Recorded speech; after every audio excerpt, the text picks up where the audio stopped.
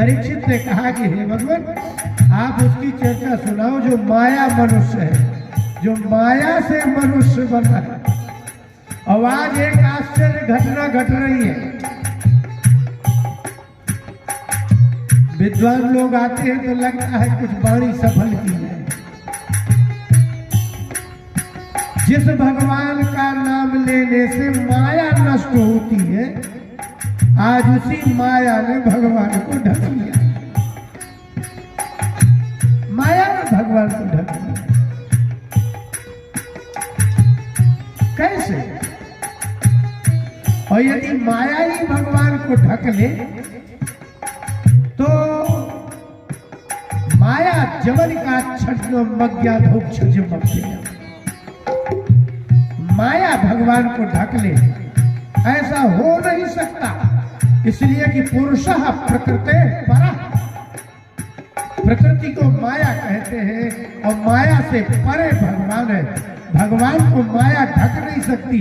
इसलिए सुखदेव जी ने एक शब्द लिखा,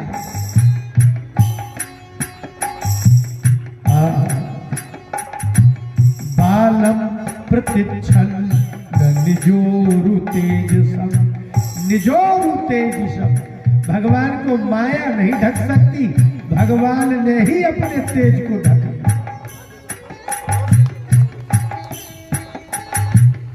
माया को क्या है? माया तो आ ही नहीं सकती। उरु तेजसम निजोरु तेजसम, भगवान को माया नहीं ढकती, भगवान ही भगवान को ढकते हैं।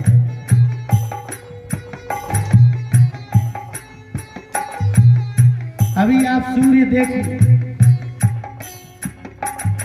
सूर्य की किरणों को कोई कम नहीं कर सकता, लेकिन सूर्य चाहेंगे तो सायंकाल में अपनी किरणों को खुद कम कर देगा। इसलिए निजोरु तेजसम। सुखदेव जी ने कहा कि राजन, भगवान को माया नहीं ढकती, भगवान अपने तेज को खुद ढकते। किया क्या? विबोध्यतम बालक मारिकाग्रहम चरा चरात्मा सनिमीलिते क्षण अनंत मारो पयतंकमंतकम यथो रगम सोत्तम बुद्धिरज्जुदी। श्री कृष्ण गोविंद हरे मुरारे हे नाथ नारायण वासुदेवा। पूतना का प्रवेश करना ऐसा लगा जैसे साक्षात लक्ष्मी आई। नकली बहुत चमकता है।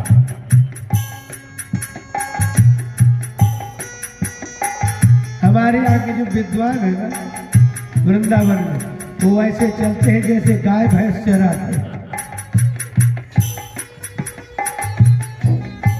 और जो नए नए कथा सीख रहे हैं वो ऐसे चलते हैं जैसे आज इनकी शादी हो।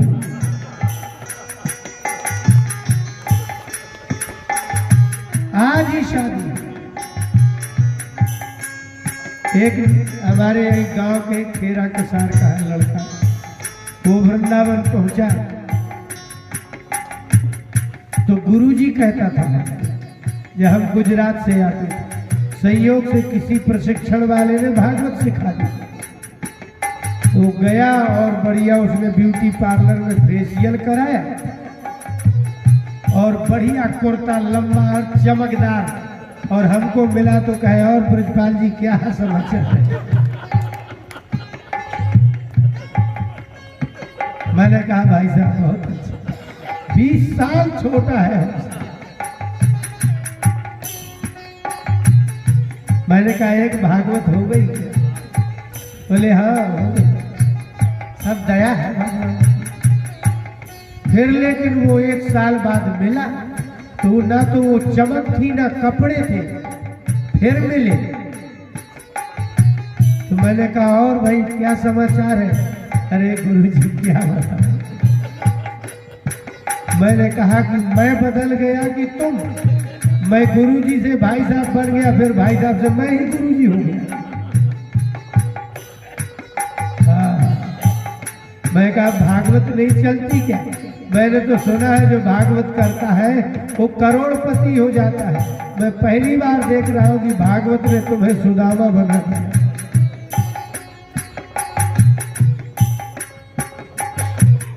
इसलिए बता रहे हैं आपको, ये इस श्लोक में आपको अद्भुत बात मिलेगी। विबुध्यता भगवान ने जान लिया बालिका मारिका गृह, ये बालक मारिका है, ये भगवान जान गए। चरा चरात्मा भगवान क्यों जान गए? सुखदेव जी बोले भगवान क्यों जान गए? बोले इसलिए कि पूतना की आत्मा भी तो वही है, इसलिए पूतना नहीं छिपा सकती कृष्ण से, कृष्ण ने छिपा लिया पूतना से। आसमीलीते भगवान ने सोचा, भगवान जाने क्या सोचा। भागवत के नीचे बहुत प्रकार का सोचना लिखा है, लेकिन मैं क्या कहता हूं कि भगवान जाने क्या सोचा, ये तो आप सोच रहे हो। आप सोच लो जो सोच लो। इसलिए कि कुंती ने कहा था नवेद भगवत नवेद कश्चित भगवत चिकीर्षितम तवे मानस विडम्बय। कुंती ने कहा कि हे कृष्ण, आप मनुष्य रूप धारण करके क्या करना चाहते कोई जानता ही नहीं। इसका मतलब है भगवान ने नेत्र बंद किए, भगवान ही जाने की क्यों। पर सुखदेव जी ने एक भाव बताया, इसलिए बंद कर लिए। अनंत मारो पयदंक मंतकम। यहां दो बड़े विलक्षण बातें हो गई। जिसका अंत करने आए हैं वो अनंत है, और जो अंत करना चाहता है उसका अंत होना है। अनंतम अंतकम अंतम आरोपयत। अंत करने वाले अनंत को गोद में पूतना न बैठा। भगवान बोले कि ये आज उल्टा हुआ जा रहा है। बोले क्या? बोले अंत करने आई थी ये, अब अंत करना पड़ेगा हमें। माने असुरों का काम भी हम करें और भगवान का भी काम हम ही करें।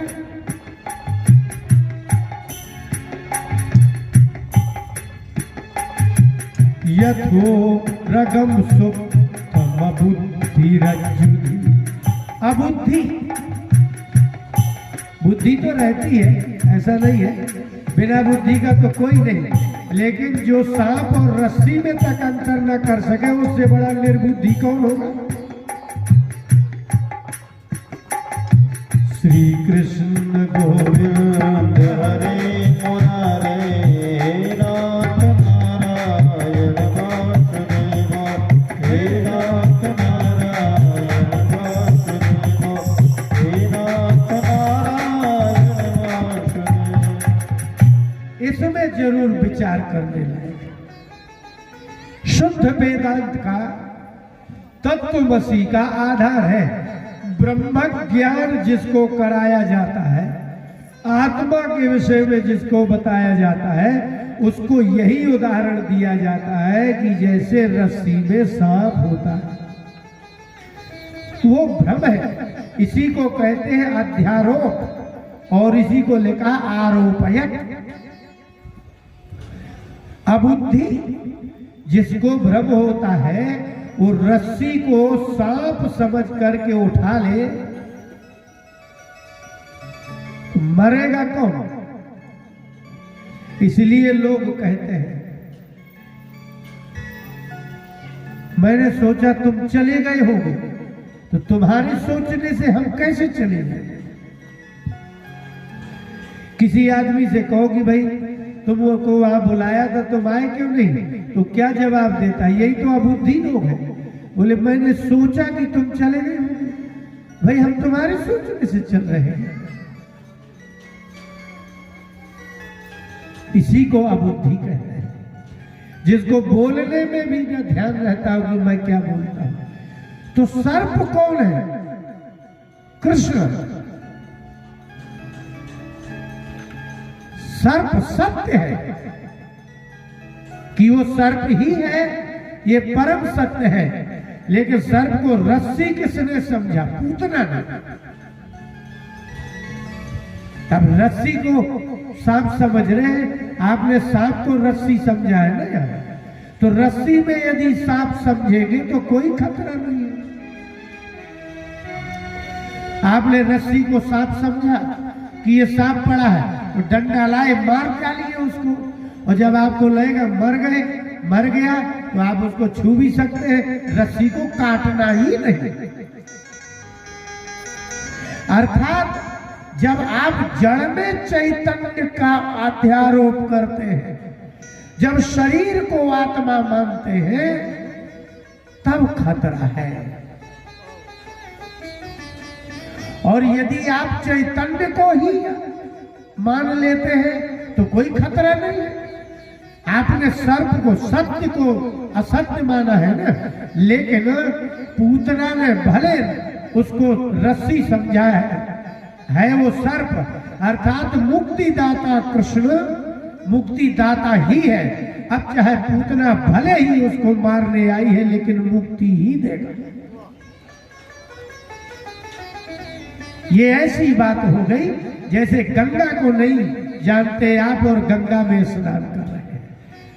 तो वस्तु शक्ति ज्ञान की अपेक्षा नहीं रखती। आपको दवा का ज्ञान नहीं है, इसके बाद भी दवा खाएंगे तो दवा अपनी शक्ति दिखाएगी। इसलिए तुलसीदास जी ने एक ऐसी बात कही कि भगवान की बात सत्य निकल आएगी। आप भगवान को चाहे मारने जाएंगे तब भी आपकी मुक्ति सिद्ध हो जाएगी। अर्थात मजे की बात यह है कि कृष्ण सत्य है और रस्सी असत्य है। सत्य में ही असत्य का आरोप हो सकता है, असत्य में असत्य का आरोप नहीं हो सकता। आप झूठ को कैसे कह सकते हो कि तुम झूठ बोल रहे हो? अब एक झूठ में दूसरा झूठ नहीं है, सोचने जैसा है। यदि आपने कोई बात हमसे झूठ बोली और हमें पता है कि ये झूठ है, तो अब आप कितने भी झूठ बोलो हम सब बता देंगे सब झूठ है। झूठ में झूठ का आधार हो ही नहीं सकता। सत्य में ही असत्य का आधार बनता है। इसलिए तुलसीदास जी ने लिखा, भाव को भाव। अभी रामायण भी समझना इतना सरल नहीं है। भाव को भाव अनख आलसहु, नाम जपत मंगल दिसि बसहु। नाम जपत मंगल दिसि बसहु। भाव में आस्तिकता है, उसको भाव में भी आस्तिकता ही है, क्योंकि जो वस्तु नहीं होती उसमें को भाव भी नहीं जग सकता। को भाव के लिए भी वस्तु की सत्ता माननी ही पड़ेगी। भगवान है ऐसा माने और फिर गाली दे तो को भाव है, और कोई कह दे भगवान होते ही नहीं, फिर को भाव कैसे जगेगा? अर्थात को भाव का भी आधार सत्य ही है और भाव का भी आधार सत्य ही है। इसलिए असुरों के आसुरी भाव का भी आधार परमात्मा है और सत्पुरुषों के सद्भाव का आधार भी परमात्मा है। इसलिए यह सत्य और असत्य दोनों का आधार सत्य ही है। भावुक भाव अनख आलसहु, अनख तो इसलिए लिख दिया कि कोई नक्षत्र मुहूर्त देखने की जरूरत नहीं, ज्योतिषियों के पास जाने की कोई जरूरत नहीं कि क्यों भैया भगवान का भजन कब से शुरू करें। कुआं खुदवाना है तो ज्योतिषियों से पूछो, कुछ और करना, माने संसार के काम करना हो तो मुहूर्त के बिना मत करना, और भगवान का काम करना हो तो मुहूर्त मत पूछ लेना। और आलस भी आ रहा हो, नाम जपत, शर्त तो यही है, आफत तो यही है, ये विरोधाभास है। आलस आएगा तो नाम कैसे जपेगा, कुभाव होगा तो नाम कैसे जपेगा। नाम जपत मंगल दिशि दसो, नाम जपत मंगल दिशि दसो। आपको पता नहीं, इसलिए सत्य में असत्य का आरोप होगा, लेकिन असत्य में असत्य का आरोप हो ही नहीं सकता। निरधिष्ठान भ्रम भी नहीं होता, कोई चीज ही ना हो तो भ्रम कैसे हो जाएगी। इसलिए नैयायिक कहते हैं अभाव एक प्रकार का नहीं, 4 प्रकार के होते हैं। आपको किसमें भ्रम हो रहा है? अत्यंता भाव में, जो बिल्कुल होता ही नहीं। गधे के सींग में कहीं भ्रम होता है? जो होता ही नहीं उसमें कभी भ्रम नहीं होता। और असुर कहते ही उसे है जिसमें भ्रम होता है। इसलिए इसको जब भ्रम हो ही गया, ठीक है, भगवान ने आंख बंद कर ली। घोरांकमादाय, घोराम अंकमादाय, जिसका हृदय अच्छा नहीं होता उसकी गोद भी अच्छी नहीं होती। देखो तो आप, माने भावना इतनी प्रधान और बलवान होती है कि यदि ये जड़ शरीर है और भावना प्रधानता रहती है चैतन्य बुद्धि में, यदि बुद्धि में भावना नहीं है तो आपका शरीर भी शुद्ध नहीं कहलाया, क्योंकि बुद्धि के अनुसार ही तो करना है। और उसने भगवान को मारने के लिए जो क्रिया की थी वही की। लेकिन भगवान बोले कि हम 2 ही स्वरूप हैं और तुम एक ही पान करा सकोगे। तुम्हें सिर्फ विष पिलाना है और मुझे विष दोनों हाथ से पकड़ना है। इसका तात्पर्य यह है कि असत्य के लिए असत्य के नाश के लिए 2 चीज चाहिए, एक अन्वय और एक व्यतिरेक। अन्वय माने संबंध और व्यतिरेक माने निवृत्ति। तो अर्थात संबंध और व्यतिरेक निवृत्ति दोनों होगी तभी सत्य का प्रतिपादन होगा।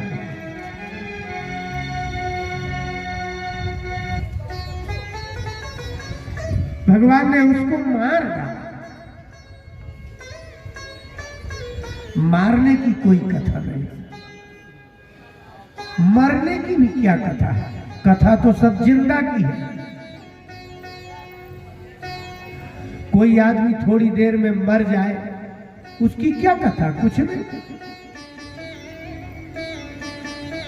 2 चीजों का कोई विस्तार नहीं, एक मृत्यु का, मरने का, और एक सुख का, कोई विस्तार नहीं। आपने कहीं सुख की कथा सुनी? होती नहीं। कोई सुखी होगा तो इतना ही होगा, और भाई क्या है, बोले गाड़ी है, बंगला है, अच्छा है, अच्छा है, अच्छा है, कथा खत्म हो गई क्योंकि अच्छा है। विस्तार सिर्फ दुख में होता है, सुख में कभी विस्तार होता नहीं।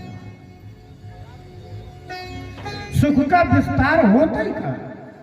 अगर आप दुखी होंगे तो 2-2 घंटे तक बात करेंगे, लेकिन अगर कोई दुख ना हो तो आपकी क्या हिम्मत है कि आप 10 मिनट भी बात कर लें? कैसे बात कर सकते, क्या कहेंगे आप?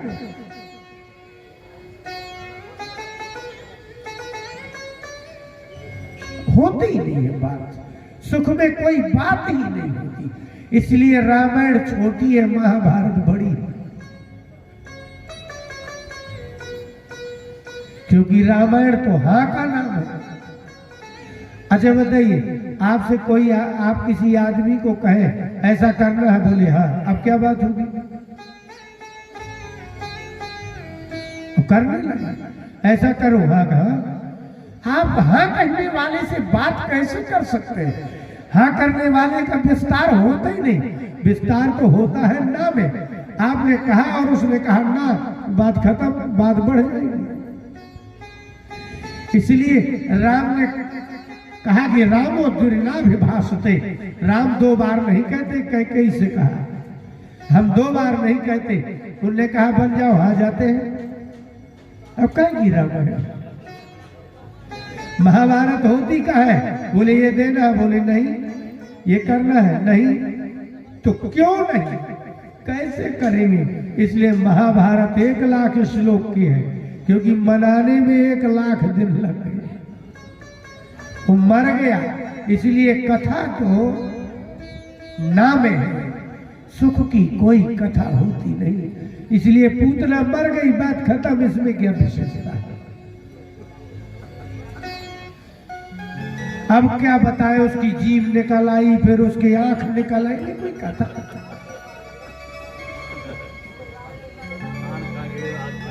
ये क्या कथा है?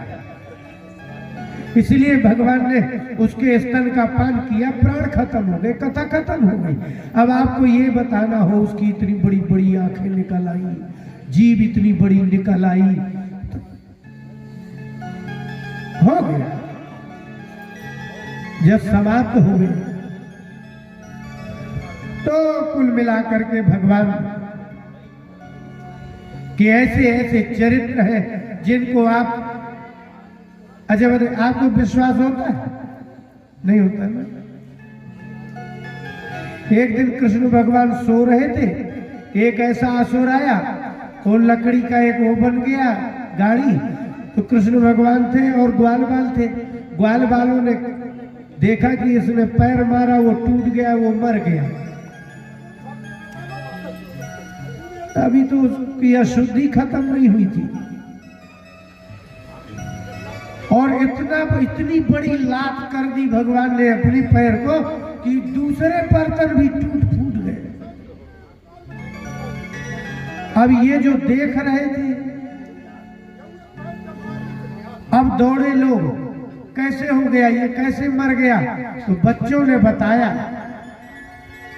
कि इसका ये जो बच्चा है ना, ये आपका लेटा है, इसका एक पैर बड़ा हो गया। देखो आप, इसका एक पैर बड़ा हो गया और इतने पैर लंबा कर दिया कि ये टूटा, और फिर वो हुआ, और वो गिरा, और वो गिरा, सब बर्तन गिर गए, दही टूट गए। नते श्रद्धा धीरे गोपा बाल भाषित मृत्युत, ते गोपा न श्रद्धा धीरे बाल भाषितम। बच्चों ने कहा कि इसका एक बहुत बड़ा लंबा पैर हो गया और ऐसे ऐसे हो गया। उन्होंने उनकी बात ही नहीं मानी। बच्चों की तो छोड़ो, बड़ों तक की तो कोई बात नहीं मानता। ऐसी बातें कौन मान जाएगा कि इतना सा बच्चा है? इसलिए भगवान में श्रद्धा जल्दी होती नहीं, और इतना सा बालक, इतने बड़े पैर और इतनी ताकत कोई मान ही नहीं सकता। इसका मतलब ये निकला, कि यदि आप आज नहीं मानते हो तो इसका मतलब आपके बाप दादे भी नहीं मानते थे। क्यों मानेंगे? तो ते गोपाल श्रद्धा धीरे ग्वाल बालों ने बताया, उनने माना ही नहीं। सुखदेव जी ने कहा इसलिए नहीं माने कि अप्रमेयम बलम तस्य बालकस्य नथे विदु। अप्रमेयस्य बालकस्य, देखिए मातुम योग्यम मेयम, जिसको नापा जा सकता है, जिसकी सीमा होती है वो नापा जा सकता है। जो नापा जा सके उसको कहेंगे मेय, और जिसको प्रमाणित किया जा सके उसको कहते हैं प्रमेय। प्रमाण, प्रमेय, प्रमाता। और जिसका कोई प्रमाण ही ना हो उसको कहते हैं अप्रमेय, क्योंकि भगवान होने का प्रमाण मनुष्य नहीं दे सकता। कैसे देगा? हमने आपको देखा है इसलिए हम कहेंगे कि वो है अप्रमेय। प्रमाता मतलब प्रमाण, प्रमेय, प्रमाता। तो जब प्रमेय ही नहीं है तो उसका प्रमाता कोई मनुष्य नहीं हो सकता। इसलिए कहा जाता है कि भगवान के होने में भी शास्त्र ही प्रमाण है, मनुष्य के कहने से कोई मानता नहीं। इसलिए हिरण्यकशिप कहता था कि होता है भगवान, तो बताओ। तो बोले हम कहते होता है, लेकिन प्रहलाद ने कहा मैं भगवान से कैसे कहूं कि आप अपने होने का प्रमाण दीजिए।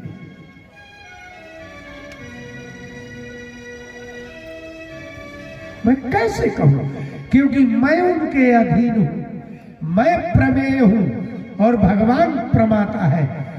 भगवान चाहे तो वो प्रकट हो जाए, हम तो हमारे कहने से क्यों प्रकट होंगे? वासव यदि सर्वत्र, बोले नहीं, कोई प्रमाण नहीं है। इसलिए अप्रमेयस्य, जो अप्रमेय परमात्मा है उसके विषय में न ते विदु। ये बालक ही अप्रमेय है। सुखदेव जी ने शब्द लिखा अप्रमेयस्य च तस्य बालकस्य। ये बालक है और फिर भी अप्रमेय है। इसलिए प्रत्यक्ष प्रमाण और शाब्द प्रमाण, इसमें शाब्द प्रमाण प्रधान होता है, प्रत्यक्ष प्रमाण प्रधान होता नहीं।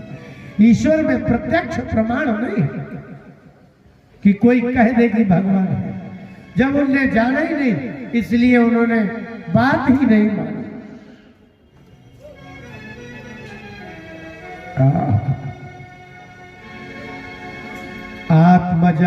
आत्मजाभ्युदयार्थं च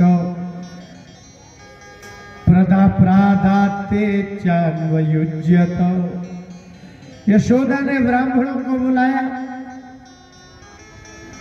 तो क्या सोच रहे हैं, ब्राह्मण भी बहुत ज्ञानी थे क्या?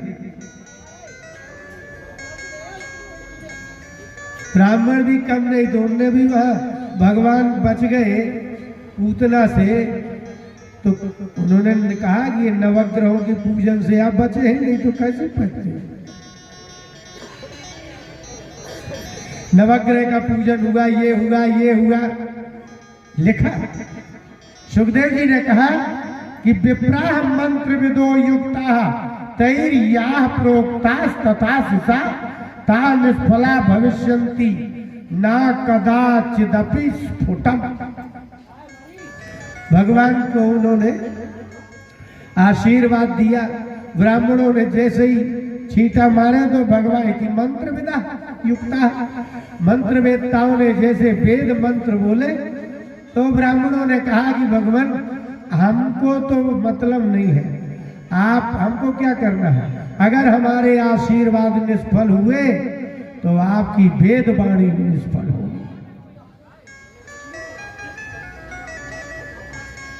इसलिए मंत्र विदाह, मंत्र वेदताओं ने जिन जिन मंत्रों से जो आशीर्वाद दिया, आशीषः प्रोक्ता ताः निष्फला भविष्यन्ति न, वो निष्फल नहीं हो सकती।